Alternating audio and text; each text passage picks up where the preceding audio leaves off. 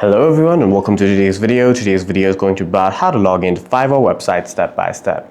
The first and foremost thing that you need to do is open up Google Chrome or a browser of your choice on your device, and then in the search bar you can simply type in Fiverr.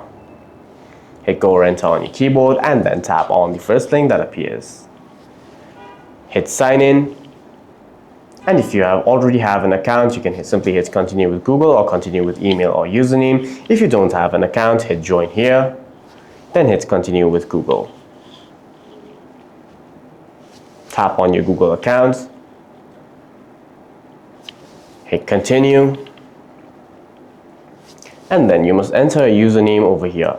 For now, I'm going to simply select a simple username.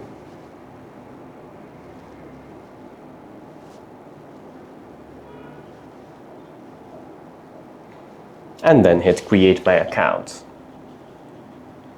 After this, your account has been created for you. You can also fill in what you are. I'm going to tap on I'm a freelancer, hit next, and then set up your profile by following the on-screen instructions. For any further questions, please feel free to leave a comment down below.